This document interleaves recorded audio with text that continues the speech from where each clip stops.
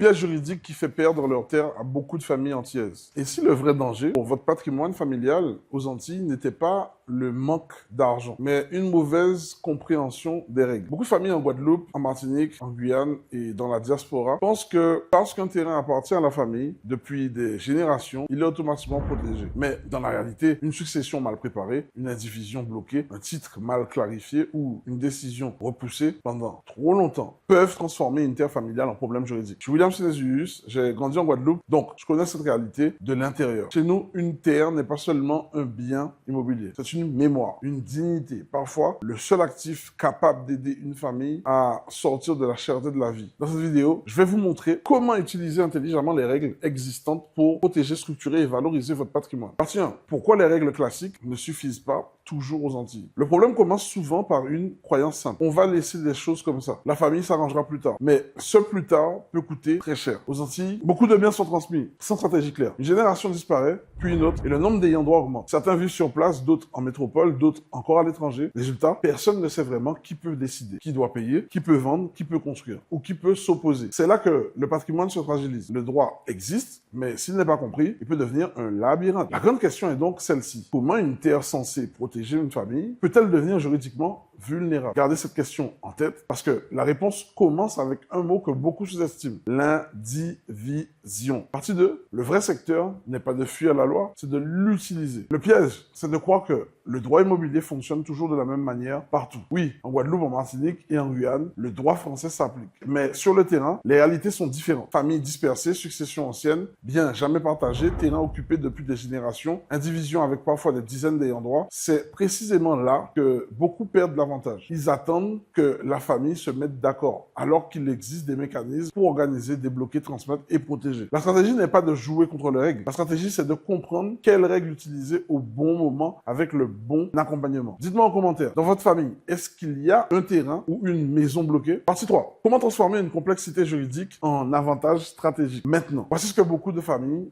ne voient pas. La complexité juridique peut être un piège, mais elle peut aussi devenir une protection. Tout dépend de la manière dont elle est utilisée. Quand une famille comprend ses droits, clarifie les titres, identifie les ayants droit et se fait accompagner correctement, elle ne subit plus la situation. Elle commence à reprendre la main. Un bien qui semblait bloqué peut être organisé, une terre risquait d'être morcelée, peut être protégée, une maison familiale qui dormait depuis des années peut devenir un actif utile. C'est là que la stratégie commence. Ne plus regarder l'immobilier entier comme un simple héritage, mais comme un levier de souveraineté familiale. Et dans quelques instants, je vais vous montrer l'erreur la plus dangereuse, celle qui fait perdre une terre avant même que la famille ne comprenne ce qui s'est passé. Partie 4, l'erreur qui fait perdre une terre avant même le conflit. L'erreur la plus dangereuse, c'est de penser que le temps va régler le problème. Aux Antilles, beaucoup de familles repoussent la décision parce que le sujet est sensible. On ne veut pas vexer un frère, contrarier une sœur, réveiller une ancienne dispute ou parler d'argent autour d'un bien chargé d'histoire. Mais pendant que la famille entend la situation, se complique. Les ayants droit deviennent plus nombreux, les papiers deviennent plus difficiles à retrouver, les charges continuent, le bien se dégrade et parfois, au moment où la famille veut enfin agir, elle découvre qu'elle a perdu des années de la valeur et parfois même le contrôle réel du patrimoine. La solution commence donc avec le conflit. Clarifier, organiser, décider, structurer. C'est comme cela qu'une terre familiale peut passer de problème dormant à un rempart